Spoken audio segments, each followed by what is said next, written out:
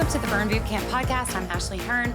I'm your host for today's episode as we continue our series on women's health. Today, we're going to talk about something near and dear to my heart, and that is working out during your pregnancy into postpartum. So I love this topic. When I became a Burn Boot Camp trainer, initially I joined when my daughter was 4 months old, and this was my third baby, and I can tell you that I was like, whoa.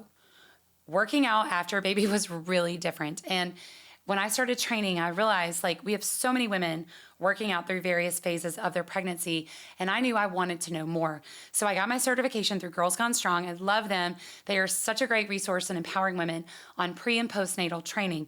And today I want to share a little bit of that information with you and just some general guidelines that we follow at Burn Boot Camp to make sure that we can work out during our pregnancy into postpartum in a really safe and healthy way. Now, I want to start by saying always consult your physician, right? Your OBGYN, they are the standard of your workouts, right? Every woman has different pregnancies, different contraindications, right? And we want to make sure that you're listening to your doctor first. These are going to be general guidelines, okay? But your doctor trumps all. So talk to your doctor before you begin any exercise regimen. But most physicians will tell you anything you're doing before you get pregnant, you can continue to do throughout pregnancy with just some modifications. And so that's what we're going to talk about. One thing I always want to remind my pregnant mamas of, and so I'm going to just say this out of the gate. Just because you can doesn't mean you should, right? And there are things you can do while pregnant that you not necessarily should do, right? Our goal is to modify for 9 months, so we're not modifying for the rest of our lives, right? And when we do modifications during pregnancy, we're working to prevent some potential problems and complications after birth, right? So that you can get back to working out the way you did before you had that baby. So having said all that, we're going to jump right into that first trimester. Now, the first trimester, right, this is weeks 1 through 12. There aren't a ton of modifications in this first trimester. For the most part, we can continue to move our bodies like normal, but we're typically experiencing, if you've had a baby before, you know this, extreme fatigue. Some women experience nausea and vomiting, right? So we want to pay attention to those things. Not everybody has those things, but most women will experience them at a varying degree. So we're hydrating, right? We're hydrating, especially if we are experiencing nausea and vomiting. Fatigue, we're resting when we need to rest. We're taking breaks when we need to take breaks, right? We're not going all out. Listen to your body, right? One of the biggest things that we tell our members, one thing we take off the table right from the beginning is no twisting. So think trunk rotation. So anything with trunk rotation, this is a very conservative modification. But for me personally, we're growing a baby. That's our main goal. So we're going to take off anything that could create any kind of complication. And twisting can create early uterine contractions. We don't want that. So we're just going to take it off the table. No twisting, right? There's always a modification for twisting. So that's one of the main things. And then any cramping or bleeding while you're working out, it's a hard stop. Stop right away. We're not going to take a break and jump back into it. We're going to stop. We're going to go to our doctor. We're going to check everything out and make sure we have the A-OK to keep going. So that's pretty much your first trimester in a nutshell. It's really very basic. No twisting. Cramping or bleeding, we stop, and we're listening to our body. We're hydrating. We may be experiencing some food aversions, right? As we're nausea, eat what you feel comfortable eating. Just make sure you're eating, right? And if we're struggling to eat, we're experiencing that fatigue, take breaks often, take rest when we need it, but just keep moving in a way that feels good to you. The good news is the second trimester is coming, right? And so that's weeks 13 through 27. For most women at this point, our energy is coming back up. We're starting to feel less of that nausea, less vomiting, right? This is like the golden trimester, right? We're feeling good. We're wanting to move our bodies more, and we can. There are going to be a few more modifications, though, as we get into that second trimester. So we're still not twisting, and now we're going to start modifying core work. So I want you to think about, as we hit that third trimester, most women are starting to show, right? What that means is our uterus is growing along with our growing baby. And so that rectus abdominis, those muscles are starting to separate. So as they start to separate and we start to show, we're going to start modifying our core work because what's happening, our muscles are pulling apart. Now, we don't want to train those muscles as they're pulled apart, right? We don't want them to get strong where they are while they're separated because once we've had that baby and our uterus goes back down in size, we want those muscles to come back together, right? We don't want what's called diastasis recti. And it's a very common post-pregnancy complication that women experience. Most women will have some degree of diastasis right after birth, but ultimately the goal, we want those muscles to come back together. So we've got to be really smart in our training. So we're not training those muscles out there, right? We're going to shift to more core stability work and some oblique training, right? We're not going to overtrain those obliques because we don't want those to create that diastasis either, but we're going to train our obliques and we're going to train stabilization, right? We're not going to train those muscles with crunches, right? Traditional core work. We're going to start to modify that a little bit. We're also going to start to modify things where we're in a plank position. So I want you to think down in that plank, front loading, right? Because that puts a lot of strain, again, on our rectus abdominis, and we don't want to put strain on those muscles while they're separated. So my hard and fast rule is 20 weeks. At 20 weeks, we're going down to our knees. So if you're doing a push-up, you're doing a plank, anything in that position, we're going to drop to our knees. That's going to take away some of that pressure, right? That's really important. We're also going to start to modify things when we're lying on our back. So the research has changed over the years on this. Doctors used to say, oh, when you're pregnant, you can't lie on your back at all. The research has changed on that a little bit. The biggest risk is that you as mom are going to get dizzy or lightheaded, right? And so we can start to elevate to about a 45-degree angle. So think, grab a pillow, something you can put behind you to kind of get you at that elevated position. If you're doing glute bridges, chest press, right? Anything where you're going to be flat on that back. And when we get up, we're not jumping right up. I want you to think about like log rolling to your side, sitting up, taking a few minutes before we stand all the way up, just to avoid that lightheaded position. And let's be honest, as we get bigger, we're going to be a little bit more comfortable not on our back. It's hard to get all the way down on your back and all the way up. So elevating just a little bit can take away some of that pressure. I also think we need to start taking away pull-ups, right? I love a pull-up, but that's a ton of core stability, right? Core activation. So we're going to stop doing pull-ups. Anything that's off the ground, if there's a risk for a fall, we're taking it off the table. It's just not worth the risk, right? Risk versus reward. Risk is too great here. So like in our gym, when we're doing things like step-ups on a box, right? We're coming down to the ledge for our pregnant mamas at this point because it's just not worth the fall. As you get bigger, you're going to get a little bit more off balance. So we're going to pull that off the table as well. It's just not worth it, right? So these are kind of the main things that we're going to start to do. But we're going to listen to our body again, right? Most women are feeling good. You may still be feeling some fatigue, some nausea, things like that. So listen to your body, modify accordingly. Jumping is still perfectly safe during our second trimester, but if you're feeling pressure in our abdomen, then stop, right? There's nothing that says you can't modify sooner than the rules say, right? So if you're starting to feel like you need a little bit more, then you take a little bit more. Third trimester, we're gonna roll into that. That's weeks 28 through 40. So this is when the majority of our modifications begin to happen, right?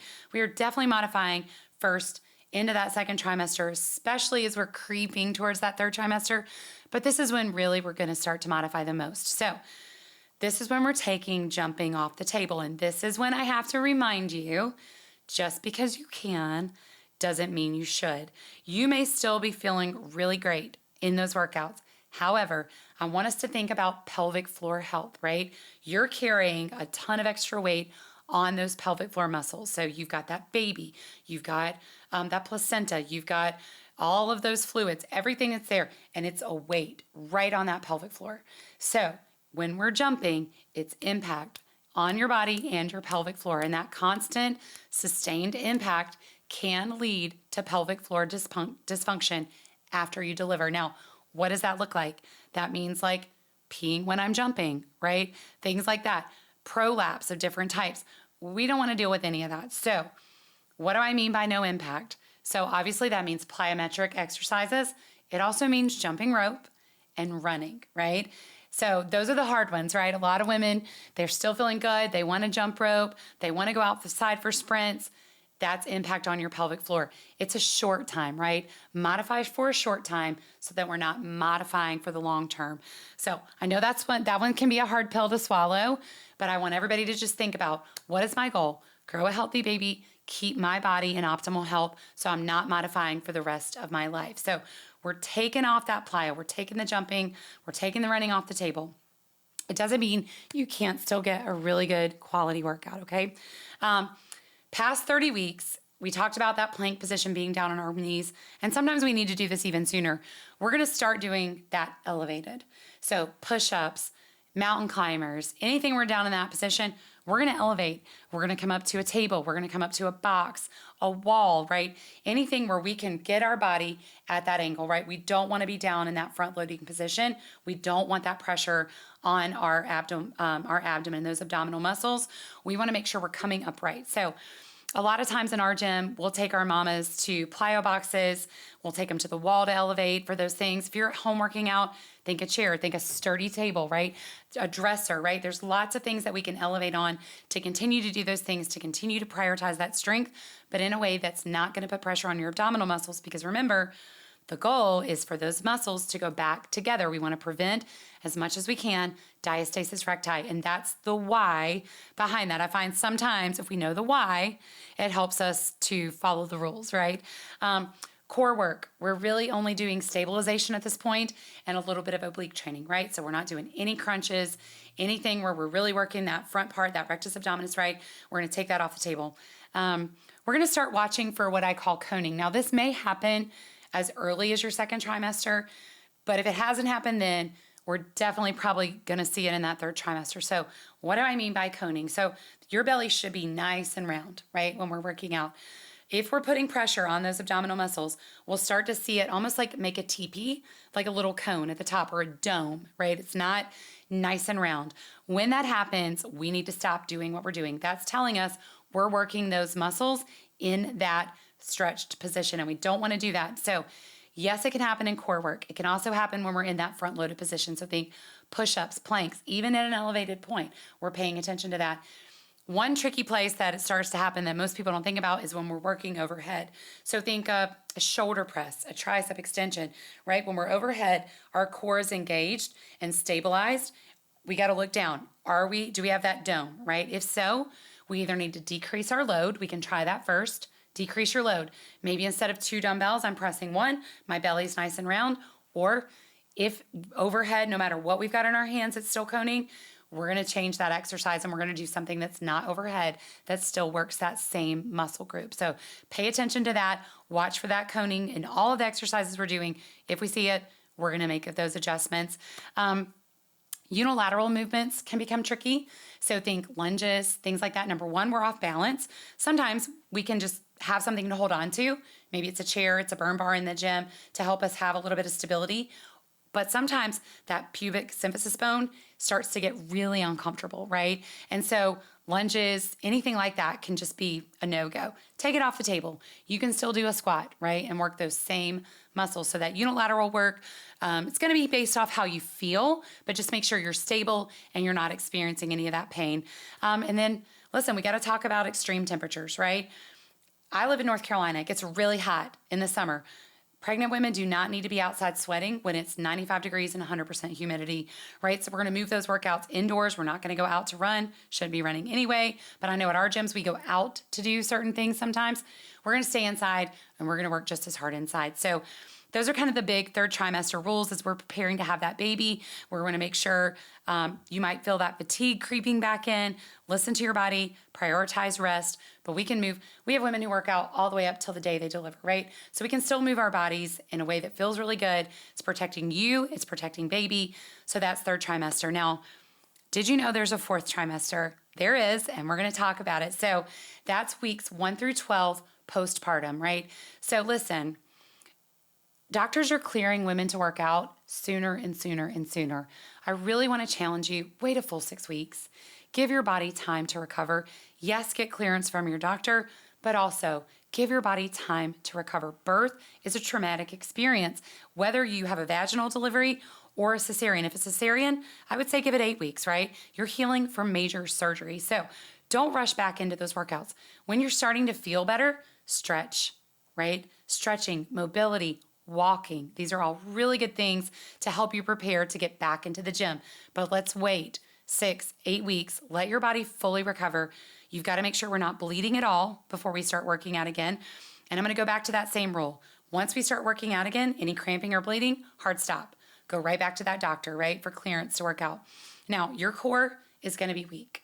Do not expect to come right back in and be doing weighted sit-ups, right? It's going to take time. So nothing weighted, right? Even if there's not any diastasis, and I highly recommend asking your physician, your trainer to check you for it. You can check yourself for it. There's videos out there that show you how to do that. Check for that diastasis, right? If you have anything more than about 2 finger widths, we're going to modify like we did when we were pregnant. We're going to consult a physical therapist to help us close that gap.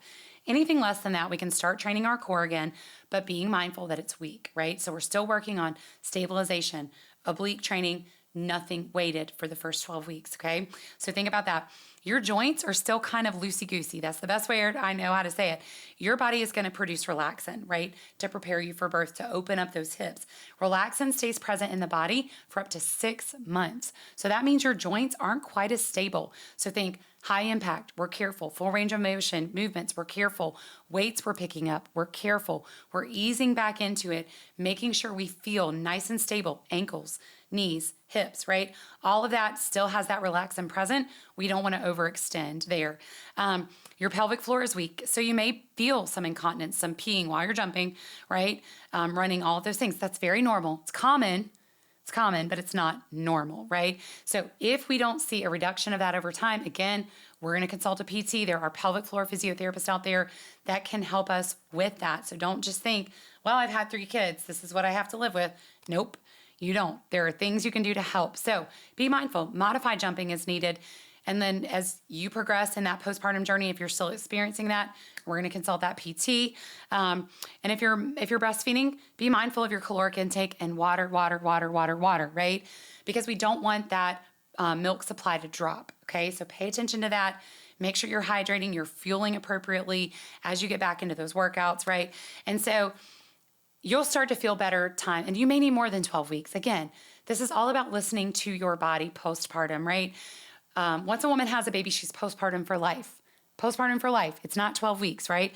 That's the 4th trimester, but you're postpartum for life, and it may take time, and your journeys are different. The way you felt after baby number 1 may be different after baby number 2, after baby number 5, right?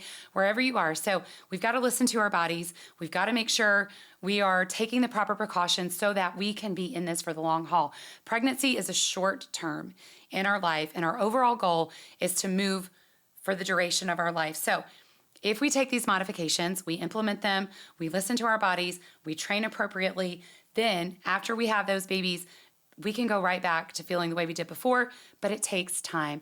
My number 1 message when you're pregnant, give yourself grace, right? Especially postpartum. Our goal is not to get that pre-baby body back, right?